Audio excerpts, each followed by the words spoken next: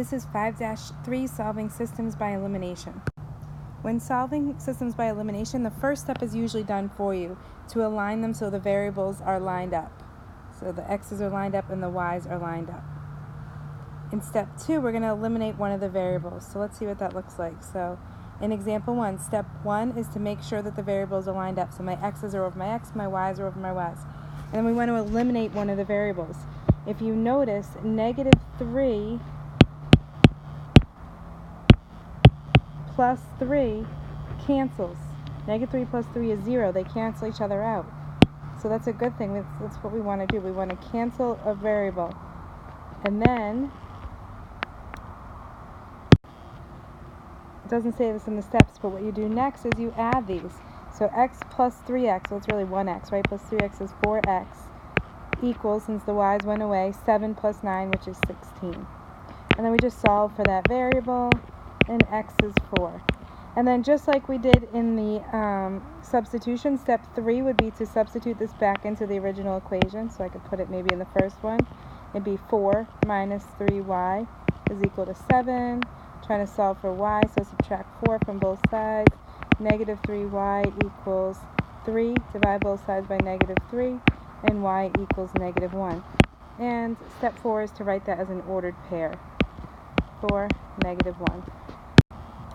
This next one says elimination using subtraction, but I never use subtraction. I use addition for everything. So what I'm noticing here is that I don't have any opposites. The 2 is pretty far stretched from 5. That's not going to cancel. But look at the -3 and the -3. Those don't cancel, but what if I changed one of these, like this bottom one, to a positive? You can do that. You can multiply everything here by -1. When we multiply by -1, it simply changes the sign.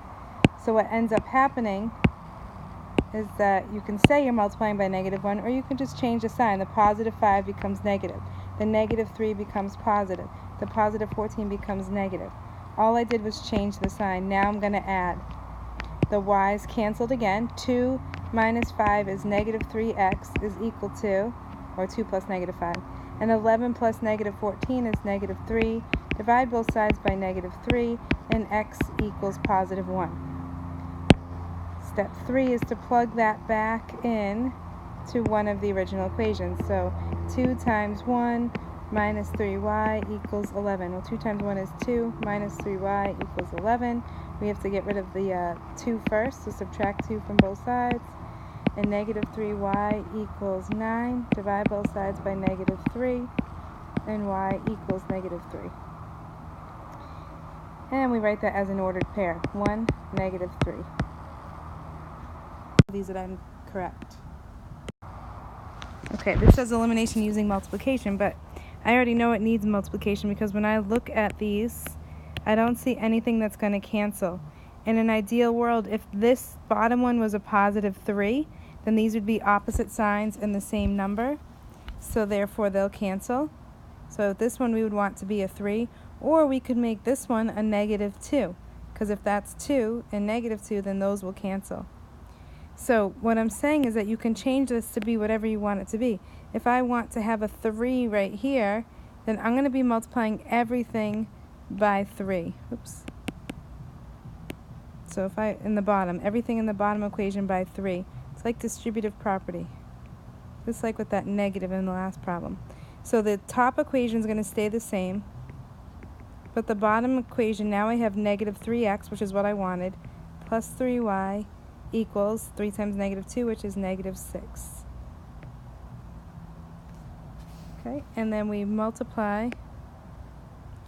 add to eliminate the x's. We get 5y equals 6 plus -6 is 0. Divide both sides by 5, and we have y equals 0. Notice I solved for y this time. It doesn't matter if we do or not. We could have solved for x first. Doesn't matter. So back to my original equation, 3x plus 2y, but instead of y I'm putting my 0, equals 6. 3x plus 0, or just 3x, equals 6. Divide both sides by 3, and we get x equals 2. So final thing, write this as an ordered pair, 2, 0. Okay, in this next one, if you look at our variables, 2 and -3, those aren't going to closely There's nothing we can really do too easily to this to make these cancel, to be opposite numbers. And same thing with 5 and 4. But if you think about like common denominators, or common denominator of 2 and 3 would be 6, it's the same idea here. If this becomes 6 and this becomes negative 6, I could cancel the x's. Or if this becomes 20 and this is negative 20, then I can cancel the y's. So we can do it however we want. I'll do it the harder way. I think the 20 is a little bit harder. So if I multiply everything in this equation by 4, that would make this become 20y eventually.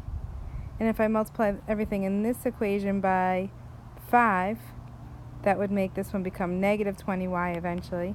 And that's what we're going to want. So just remember that we have to do this to every, it's distributive property. So the 4 is being multiplied to every term, and the 5 is being multiplied to every term here. So let's rewrite our new equations. So if I multiply everything by 4 here, I end up with 8x plus 20y equals 104. And let's make sure I did that right. 26 times 4, 24, 8, 10, 104. Okay, and then the next one would be negative 15x minus 20y, or negative 20y, equals negative 125. Okay, so I can eliminate the y's. That was the whole point of doing that. Now it's a big addition problem. 8 plus negative 15 is negative 7x is equal to 104 plus negative 125 is negative 21. Divide both sides by negative 7, and x equals 3. We want to plug that back into the original equation. So going all the way back to the beginning here. 2 times x, which is 3, plus 5y equals 26. Then I get 6 plus 5y is 26. Subtract 6 from both sides, so 5y equals 20. Divide both sides by 5, and y equals 4. Write this as an ordered pair, 3, 4. Keep in mind we can also check our work. If you plug in the 3 and the 4, even if I do it to the next equation, like negative 3 times 3, this is to the second equation, minus 4y, 4 times 4, equals negative 25, and I can calculate negative 9 minus 16 is negative 25. Negative 25 equals negative 25. So I know